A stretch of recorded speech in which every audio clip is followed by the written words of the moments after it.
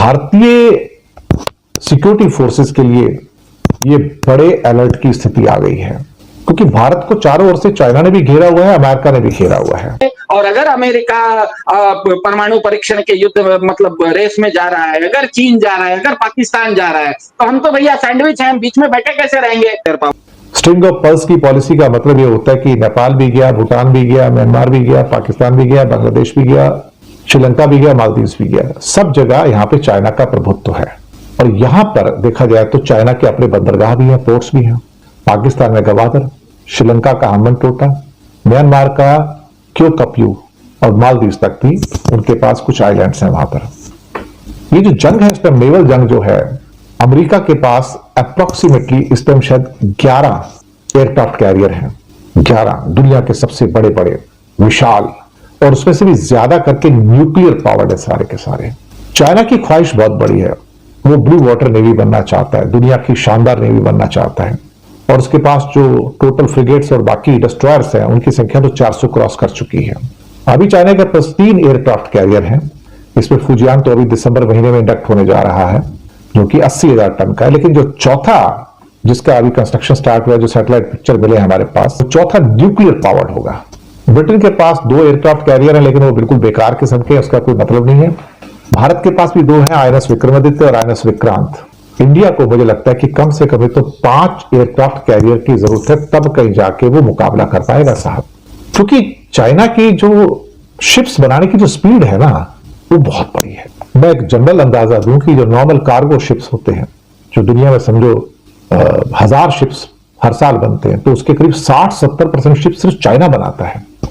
तो चाइना के शिपयार्ड जो है इस टाइम एक्सपर्ट बन चुके हैं शिप्स को बनाने में, और चाइना के शिपयार्ड एयरक्राफ्ट कैरियर और फ्रिगेट्स बनाने में भी नेवी के कामयाब हो चुके हैं।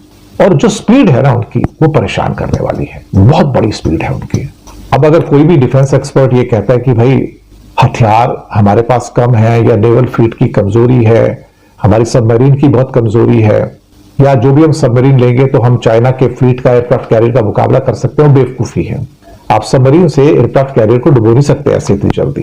अगर ऐसा होता तो अब तक अमेरिका के 11 के 11 एयरक्राफ्ट कैरियर डूब चुके होते थे। मैं सच बता रहा हूं आपसे, अभी तक एक भी नहीं डूबा। ऐसा होता तो चाइना के भी जो 3 एयरक्राफ्ट कैरियर डूब चुके होते थे, पर ऐसा हुआ नहीं। चाइना इस टाइम सी पावर का नया चेहरा है, बड़ा चेहरा साहब। और जो चौथा एयरक्राफ्ट कैरियर जो उनका डेवलप हो रहा है, वो न्यूक्लियर पावर्ड है। अभी उनके पास लियाओनिंग, शैंडोंग और जो नया जो 80,000 टन को रिप्लेस करने वाला फुजियान है, ये सबसे पावरफुल है। जो नया होगा वो शायद 1 लाख टन से भी ऊपर का हो। अमेरिका के पास 11 सुपर कैरियर्स हैं, एयरक्राफ्ट कैरियर। भारत के पास 2 और ब्रिटेन के पास 2। पिछले कुछ सालों में हमने देखा कि दुनिया के अंदर जो देश है ना, वो अपनी नेवी को स्ट्रांग कर रहे हैं, क्योंकि नेवी ही है जो आपको दुनिया के हर कोने में ले जाकर फाइट कर सकती है। तो नेवल फ्लीट जो है, जो आपका नेवल बेड़ा है, वो बहुत इंपॉर्टेंट है। अब नेवल फ्लीट के अंदर आपको टेक्नोलॉजी और नंबर्स आपको दोनों लाने पड़ेंगे। भारत के जो 2 एयरक्राफ्ट कैरियर हैं, मुझे लगता है 80% टाइम तो डॉक में खड़े रहते हैं। 80% ऑफ टाइम वो डॉक्स में खड़े रहते हैं साहब। और उसमें एक तो ऐसा जो रशियन मेड है, और वो इतना पैसा हमने उसका दे दिया कि उसमें हम कम से कम 2 नए ऐसे जहाज बना सकते थे। तो रशिया वाले ने हमको लूटा है, ये बात तो सबको पता है कि Russia has robbed us actually like anything. अब सवाल होता है कि क्या भारत को भी दूसरे एयरक्राफ्ट कैरियर लाने चाहिए? उनकी कैरिंग कॉस्ट बहुत है।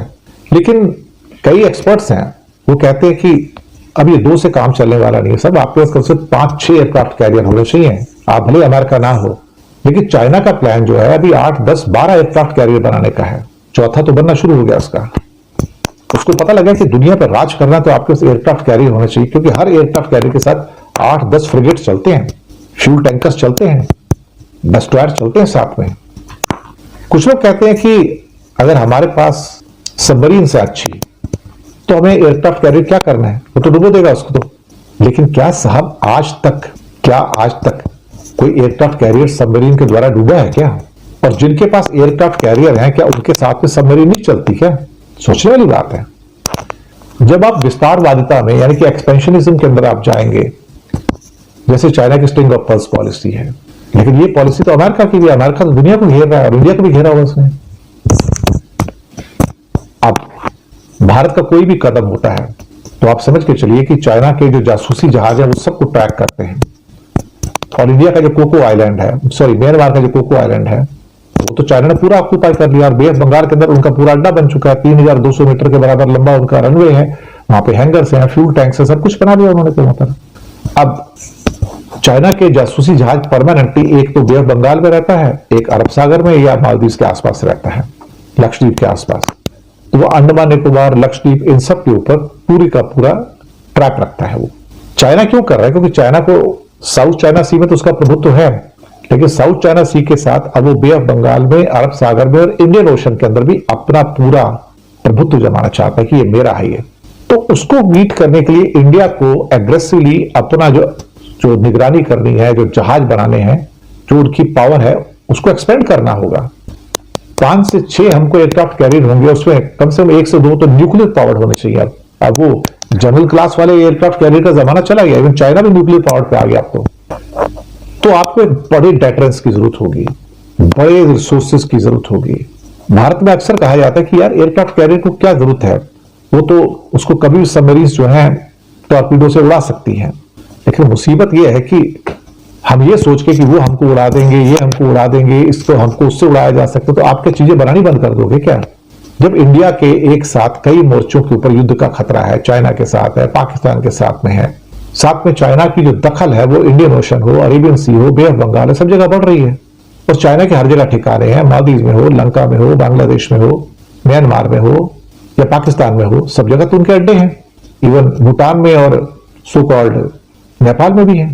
तो कहीं ना कहीं चाइनीज नेवी का जो एम्बिशन है कि मेरे पास भी 11-12 एयरक्राफ्ट कैरियर होने चाहिए अमेरिका की तरह, तो आप सोचिए अगर वो गेम चेंजर बन सकते हैं तो हम क्यों नहीं? तो हमको भी तो अपना ब्लू वाटर नेवी को बढ़ाने की जरूरत होगी। हम भी तो फिर फारस की खाड़ी से लेकर मलक्का स्ट्रेट तक और पूरा हिंद महासागर में अल्टीमेटली हमको भी उस किस्म की निगरानी, उस किस्म की पावर की जरूरत होगी। और क्या वो हमारे पास है? और क्या हम चाइना की तरह तेज गति से शिप्स को बना सकते हैं? हम तो शिप बनाते नहीं, सब तो चाइना का माल ही है ना। तो मुझे लगता है कि तीसरा एयरक्राफ्ट कैरियर या फिर चौथा या पांचवा, चाइना के एग्रेशन को देखते हुए अब भारतीय नेवी के लिए ये एक किस्म से उसकी जरूरत बन चुका है। अगर आप इसके अंदर नहीं जाते हैं और पैसे बचाते रहते हैं तो फिर आप आने वाले दिनों में चाइना का जो प्रभुत्व है, चाहे बे ऑफ बंगाल में हो, अरब सागर में हो या इंडियन ओशन में हो, आप उसका मुकाबला नहीं कर पाएंगे। फिर आपको कहीं ना कहीं कोशिश करना पड़ेगा कि आप इसके साथ चलें। अगर आप अपनी आर्म फोर्सेस को बढ़ाना चाहते हैं तो अमेरिका का मॉडल देखिए। आखिरकार पूरी दुनिया पर जो राज करता है तो अपनी नेवी की वजह से राज करता है। वो आर्मी तो जो है, एयरफोर्स तो जो है उनके पास, लेकिन वो एयरफोर्स जो है F-35 वगैरह, वो सारे के सारे तो एयरक्राफ्ट कैरियर से उड़ते हैं ना। ताकत तो वही है ना, समुद्र में चलता फिरता जो रनवे है, जो एयरपोर्ट है, वो तो वही है ना उनके लिए। तो मुझे लगता है कि अगर चीन के पास अभी से 3 एयरक्राफ्ट कैरियर हो जाएंगे, उसमें एक तो 80,000 टन का सबसे बड़ा जो इंडिया के पास है ही नहीं, जो फुजियान आ रहा है अभी दिसंबर में, अगले महीने, तो फिर कहीं ना कहीं भारत को भी कम से कम 4, 5, 6 एयरक्राफ्ट कैरियर की जरूरत पड़ेगी और साथ में large number of frigates and destroyer की जरूरत भी पड़ेगी। अब इंडिया ने एक तीसरा एयरक्राफ्ट कैरियर प्लान तो किया है, INS विशाल, लेकिन अच्छा होगा अगर ये न्यूक्लियर पावर्ड हो, ई-मॉल्स लॉन्च सिस्टम जैसी तकनीक से लैस हो, तभी तो आप चाइना और अमेरिका के खिलाफ एक डेटरेंट बना पाएंगे, और खासतौर से चाइना के खिलाफ। और अगर आप ये कर पाते तो फिर दूसरे लोग भी आपको सल्यूट करेंगे, यार तुमने कुछ किया है।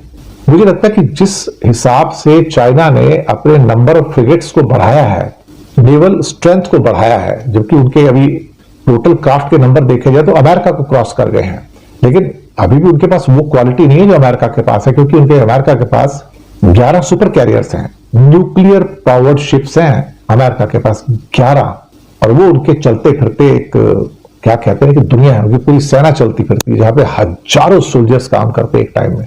वहां पर उनके हेलीकॉप्टर्स हैं, उनके फाइटर एयरक्राफ्ट हैं, उनके पास वहां पर मिसाइलें हैं, और एयरक्राफ्ट कैरियर को सपोर्ट करने के लिए साथ साथ में कई फ्रिगेट चलते हैं, कई सबमरीन चलती हैं और न्यूक्लियर सबमरीन चलती हैं। तो किसी की हिम्मत नहीं होती, और उनके एयर डिफेंस सिस्टम है उसके ऊपर, ताकि ऊपर से कोई मिसाइल आए तो उसको बहुत आराम से बीट किया जा सके। ये चीजें इंपॉर्टेंट हैं। भारत का जो नेवी का एक्सपेंशन होना चाहिए उसमें बहुत कमजोरियां आ चुकी हैं। पाकिस्तान के पास भी AIP टेक्निक के साथ सबमरीन 3 आ चुकी है, इंडिया के पास एक भी नहीं है, और जो भी हमारे पास सबमरीन है सब पुरानी वाली है, नई टेक्निक की AIP वाली एक भी नहीं है। कब बनेंगी, कब आएंगी? कहा जा रहा है कि अभी समझौता हुआ है तो 2035 तक आने शुरू होंगी, 2032-33 के बाद पहली दूसरी की डिलीवरी होगी। अगर इतना लंबा समय लेके चलेंगे हम भाई, फिर तो बहुत मुश्किल है कि आप चाइना से कंपीट कर पाएंगे। और जब आपको पता है कि चाइना आपके सर के ऊपर आके बैठा है साहब, सर के ऊपर हिंद महासागर में वो बैठा हुआ है जासूसी जहाज भेज, अरब सागर लक्षद्वीप में वो बैठा है, बे ऑफ बंगाल के अंदर वो बैठा है, कोको आइलैंड के अंदर पूरा डेवलपमेंट कर लिया है। भारत की नेवी ने म्यांमार से कहा था कि हमें परमिशन दीजिए, हम इंस्पेक्ट करेंगे, हम देखेंगे वहां चाइनीज लोग हैं कि नहीं है। उन्होंने मना कर दिया, आप नहीं जा सकते वहां पे, यू आर नॉट अलाउड। लेकिन सैटेलाइट पिक्चर तो शो करती है नहीं चाइना वहां पे क्या कर रहे हैं। तो मुझे लगता है कि भारत को जल्दी सोचना पड़ेगा, क्योंकि चाइनीज ड्रैगन जो है ना इतनी तेज गति से नेवी को एक्सपेंड कर रहा है कि जिसकी मिसाल आपको कहीं और मिलनी बहुत मुश्किल है। एक्चुअली ये सच है। देखें भारतीय मीडिया किस तरह दिखा रहा है कि भारत हर तरफ से दबाव में, पाकिस्तान चीन की जानिब से सख्त इक़दाम और ट्रंप की अमेरिका की तरफ से मज़ीद चैलेंज। भारत के लिए हालात वाकई मुश्किल हो गए हैं, लेकिन असल धमाका तो अभी बाकी है। आगे चलकर मैं आपको वो सब दिखाऊंगा, इसके लिए वीडियो के आखिर तक आपने जुड़े रहना है। आइए मज़ीद आपको दिखाते हैं कि किस तरह भारतीय मीडिया चीख चिल्ला रहा है। और अगर अमेरिका परमाणु परीक्षण के युद्ध मतलब रेस में जा रहा है, अगर चीन जा रहा है, अगर पाकिस्तान जा रहा है, तो हम तो भैया सैंडविच हैं, हम बीच में बैठे कैसे रहेंगे? सुपर पावर्ड कंट्रीज के बीच में सैंडविच हो गया है। एक तरफ से चीन है, दूसरी तरफ से पाकिस्तान है। दुनिया में कोई भी दूसरा न्यूक्लियर देश, क्योंकि हमें पता है परमाणु संपन्न देश अमेरिका है, दो तरफ से उसको दूसरे परमाणु देशों ने नहीं घेर रखा है। एक इंग्लैंड है, इंग्लैंड के भी बगल में केवल एक तरफ फ्रांस के पास न्यूक्लियर पावर है, दूसरे तरफ से सैंडविच नहीं है। रशिया के साथ दो देश नहीं है, चीन के साथ भी दो देश नहीं है, लेकिन भारत एकमात्र देश है जिसको दो तरफ से न्यूक्लियर पावर कंट्रीज परेशान किए हुए हैं। ऐसे में ट्रंप साहब ने जो न्यूक्लियर टेस्टिंग के बारे में कही, उसके बारे में मोहसिन भाई ने अच्छे से समझा दिया, पहले कपूर साहब ने भी समझा दिया। भारत के लिए आज उन्होंने ये भी कहा कि जिस समय ऑपरेशन सिंदूर हो रहा था उस समय एक समय ऐसा आया कि न्यूक्लियर वार की स्थिति आ गई थी और मैंने ट्रेड वार की धमकी देके ये चीज रुकवा ली। अब अगर वो कह रहे हैं कि न्यूक्लियर वार की धमकी, न्यूक्लियर वार की स्थिति आ रही थी, तो हमें ये ध्यान में रखना है कि भारत ने बहुत पहले, जिस समय हमने 1998 में अटल बिहारी वाजपेयी के समय में न्यूक्लियर टेस्ट किया था, उसी समय हमने नो फर्स्ट यूज पॉलिसी बना ली थी। वो नो फर्स्ट यूज जो पॉलिसी थी, वो हमारे अभी के जो विदेश मंत्री हैं जयशंकर साहब, उनके पिताजी के सुब्रमण्यम बहुत बड़े स्ट्रेटेजिक एक्सपर्ट थे, उनके अध्यक्षता में एक कमेटी बनी थी और उस कमेटी के निर्णय के अनुसार भारत ने नो फर्स्ट यूज पॉलिसी बनाई थी। मतलब भारत किसी भी देश पर पहले परमाणु हमला नहीं करेगा। चलिए, मतलब भारत पहले हमला नहीं करेगा। अब ट्रंप साहब बोल रहे हैं कि न्यूक्लियर वार होने वाला था, इसका मतलब पाकिस्तान भारत के ऊपर न्यूक्लियर वार करने वाला था। अगर भारत पाकिस्तान के ऊपर न्यूक्लियर वार करने वाला था, पाकिस्तान इस तरह की धमकी दे रहा था और भारत ने ऑपरेशन सिंदूर में ट्रंप साहब के कहने पर सीज फायर मान लिया, इसका मतलब तो यह होता है कि पाकिस्तान की धमकी के सामने हमारे प्रधान जी सरेंडर कर गए, क्योंकि हम तो न्यूक्लियर वार शुरू नहीं करते हैं, लेकिन हमारा कहना है कि हमारे पास इतने अस्त्र शस्त्र हैं कि हमारे ऊपर कोई हमला करेगा तो हम जवाब देंगे। ऐसे में ऑपरेशन सिंदूर में पाकिस्तान ने अगर धमकी दी। सिद्धार्थ, आपने एक इंपॉर्टेंट बात कही है और इसीलिए मैं एक अगला सवाल आपसे ही कर रही हूं। तो आपने कहा कि ये जो दावे हैं, इन्होंने कहा कि पाकिस्तान और भारत बिल्कुल वर्ज पर थे न्यूक्लियर वॉर के, तो अब तो फिर प्रधानमंत्री को यह भी बताना चाहिए कि पहला जो इनिशिएटिव है न्यूक्लियर वॉर का, वो किसने लिया? भारत ने तो नो फर्स्ट यूज पॉलिसी अगर साइन की है, तो इसका मतलब हम ये मान के चले कि पाकिस्तान ने पहला न्यूक्लियर अटैक किया होगा या अटैक करने की कोशिश कर रहे होंगे। यही तो हो रहा है, क्योंकि जिस समय ऑपरेशन सिंदूर चल रहा था, आप ध्यान दीजिएगा, करीब 88 घंटे चला था सीज फायर से पहले, जिस समय रोज दिन में 2 बार कर्नल सोफिया कुरैशी और व्योमिका सिंह आती थी और अपनी रिपोर्ट देती थी, वो हर हमेशा भारत बोल रहा था कि हम इसको एस्केलेट नहीं कर रहे हैं, हम क्या कर रहे हैं वो भी बता रहे थे कि हम केवल आतंकवादी ठिकानों पर हमला कर रहे थे। पाकिस्तान जब हमला कर रहा था हमारे ऊपर अलग अलग जगहों पे भी, तो हम भी जवाब में किसी पर सिविलियन टारगेट्स पर, मिलिट्री टारगेट्स पर अटैक नहीं कर रहे थे, हम उनके रेडार वगैरह को तोड़ रहे थे। तो भारत बार बार कह रहा था कि हम एस्केलेट नहीं कर रहे हैं, ये भारत का बिल्कुल स्टैंड था ऑपरेशन सिंदूर के समय। उससे पहले भारत का स्टैंड है कि हम no first use nuclear policy है। इसका मतलब यह इस ऑपरेशन सिंदूर में भारत की ओर से सबसे पहले तो कहीं पर भी परमाणु युद्ध करने की कोई धमकी न थी, न तो कोई ऑप्शन था। ऐसे में अगर ट्रंप साहब कह रहे हैं कि ये युद्ध परमाणु युद्ध के कागार पर पहुंच गया था और मैंने उस परमाणु कागार पर पहुंचे हुए युद्ध को ट्रेड वार के द्वारा, अपने ट्रेड प्रेशर के द्वारा रुकवाया, इसका मतलब यह स्पष्ट है कि परमाणु जो ब्लैकमेल है वो पाकिस्तान की ओर से आया था। और उसके उस ब्लैकमेल आने के बाद अगर ऑपरेशन सिंदूर में हमने सीज फायर मान लिया, इसका मतलब ब्लैकमेल करने वाला ताकतवर घोषित हो जाता है, ब्लैकमेल करने वाला ताकतवर प्रमाणित हो जाता है। तो ये तो अब भारत के प्रधान जी के ऊपर काफी प्रेशर है कि अगर पाकिस्तान भारत के ऊपर न्यूक्लियर ब्लैकमेल कर रहा था तो हमने उस समय उसके साथ सीज फायर क्यों किया, क्योंकि भारत तो नो फर्स्ट यूज पॉलिसी करता है। ऐसी स्थिति में मेरे ख्याल से ये अटपटी स्थिति भारत के लिए हो गई है, सिर्फ भारत के प्रधान जी के लिए नहीं, भारत की ये जो न्यूक्लियर पॉलिसी है नो फर्स्ट यूज की, उसको भी शायद अब रिविजिट करने का समय आ गया है। क्योंकि अगर ट्रंप साहब अब बोल रहे हैं कि चाइना नए नए जखीरा अपना खड़ा कर रहा है, तो हम तो भैया सैंडविच आदमी है ना, उस तरफ से पाकिस्तान भी है, इस तरफ से चीन भी है, और दोनों अगर एक तरफ पाकिस्तान ऑपरेशन सिंदूर में हमको न्यूक्लियर ब्लैकमेल करता है, दूसरी तरफ अगर चीन कहता है कि हम अपना जखीरा बढ़ाएंगे, तो हम नो फर्स्ट यूज पॉलिसी लेके क्या करेंगे? हमको भी तो अपनी पॉलिसी शायद बदलनी पड़ेगी। तो ये एक बहुत ही गंभीर विषय है, ये गंभीर विषय की इसके क्या कहते हैं, राष्ट्रीय सुरक्षा से संबंधित विषय है, भारत की दूरगामी, भारत की संप्रभुता का विषय है। ये चर्चा यहीं तक नहीं रहेगी। अगर ट्रंप साहब ने ये कहा है, इसमें बाकी वो क्या कहे, वो अमेरिका क्या करेगा? अमेरिका रोज सुबह शीर्षासन भी करता है, जिम्नास्टिक्स भी करता है, हमें उससे क्या लेना देना, सात समुंदर पार बहुत दूर है। लेकिन हमारे साथ तो समस्या है कि एक तरफ पाकिस्तान है, दूसरे तरफ चीन है, और दोनों ही न्यूक्लियर पावर स्टेट हैं। और हमें पता है चीन इतना ताकतवर है कि बिना न्यूक्लियर पावर के वो गलवान में आके बैठा हुआ है, 4000 स्क्वायर फीट जमीन को लेकर बैठा हुआ है। हम नहीं जानते हैं, सुब्रमण्यम स्वामी बीजेपी के वही बार बार बोलते हैं,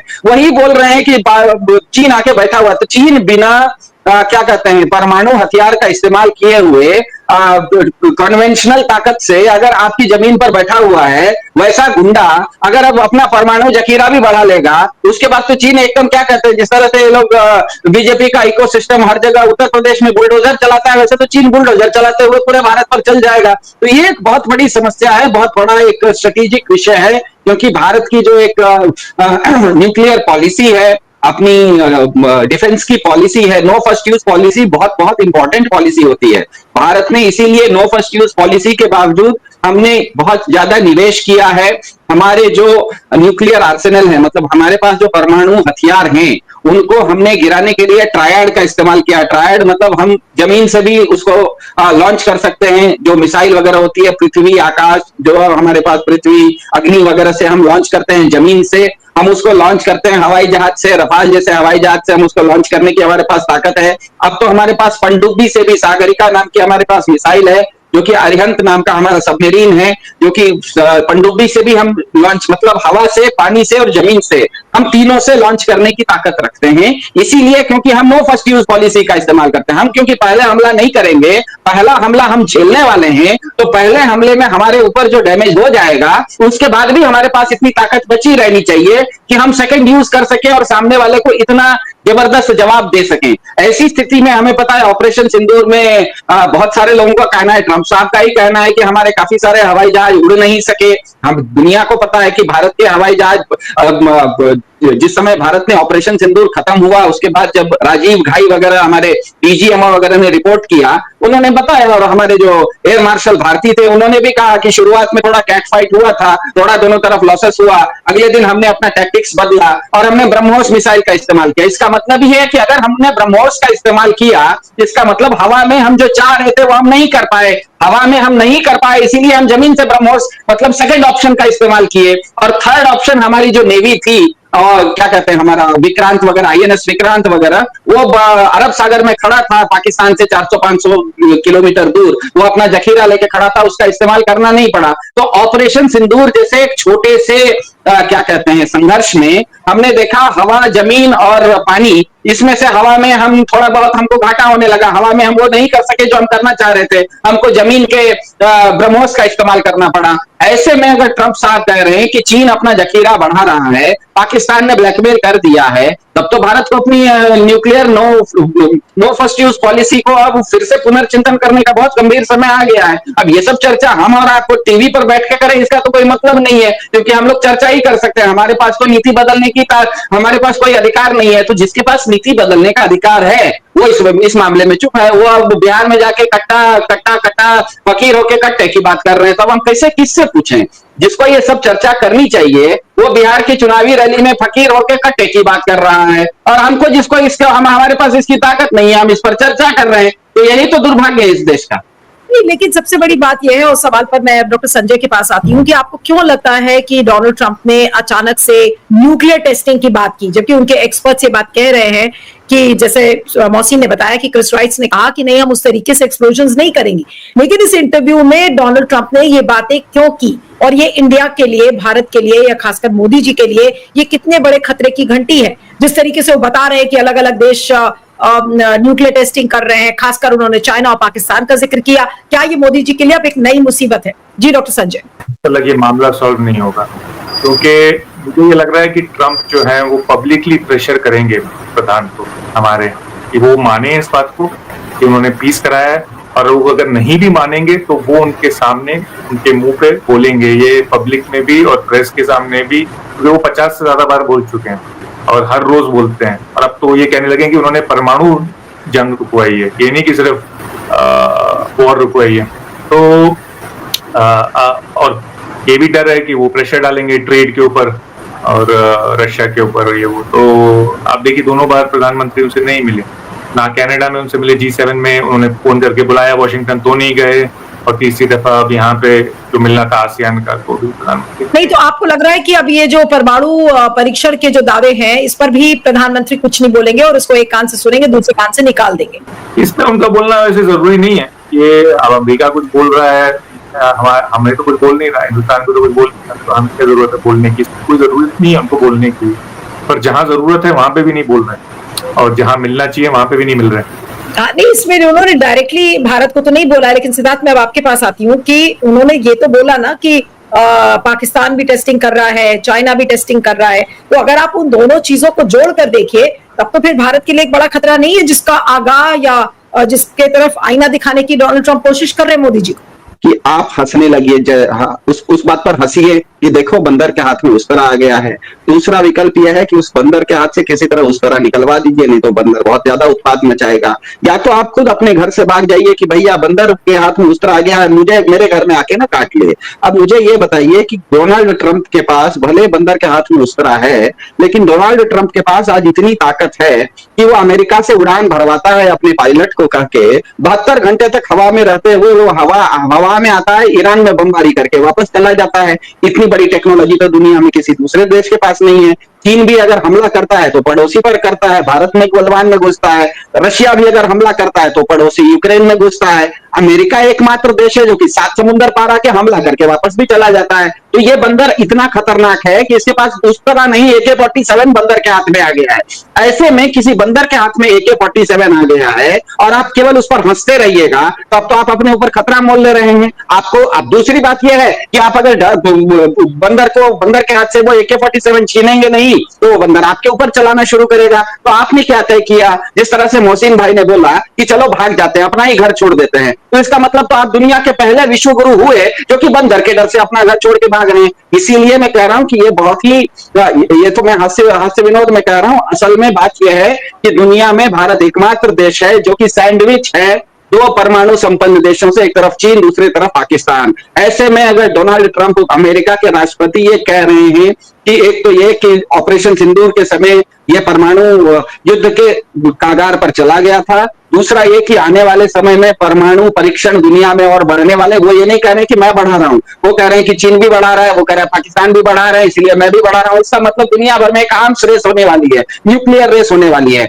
ऐसे में भारत को क्या अपनी नो फर्स्ट यूज पॉलिसी पर अभी बैठा रहना चाहिए, या अपना भी जखीरा बढ़ाना चाहिए, या नो फर्स्ट यूज पॉलिसी को बदलना चाहिए? ये एक बहुत गंभीर मसला है। भारत के जितने भी रक्षा के विशेषज्ञ हैं, उन सभी लोगों को, चाहे उनकी विचारधारा की कहीं भी हो, लेकिन उन सभी लोगों को, भारत के विशेषज्ञ, रक्षा विशेषज्ञों को अब बैठने का समय आ गया है कि चीन भी अगर अपना, देखिए आज चीन में गलवान में घुसा, वो तो कोई परमाणु हथियार लेके नहीं घुसा, वो तो ऐसे ही घुस गया बुलडोजर लेके, ट्रक लेके, 1000, 2000, 5000 सैनिक लेके। तो जो चीन बिना परमाणु का इस्तेमाल किए हुए, बिना परमाणु हथियारों का इस्तेमाल किए हुए आपकी जमीन कब्जा रहा है, वो उसके पास अगर और ज्यादा परमाणु हथियार आ जाएंगे तब तो वो बुलडोजर लेके रामेश्वरम तक घुस जाएगा। जैसा कि आपने देख ही लिया भारतीय मीडिया का रद्द-ए-अमल। मज़ीद अगर इस तरह की रिएक्शन वीडियो आपने हमारे चैनल पर देखनी है तो हमारे चैनल क्रिकेट 4 को सब्सक्राइब कर लें। वीडियो अगर पसंद आई तो वीडियो को लाइक और दोस्तों के साथ शेयर ज़रूर कर लें। इंशाल्लाह मिलते हैं किसी नेक्स्ट वीडियो में, तब तक के लिए अल्लाह नेगबान।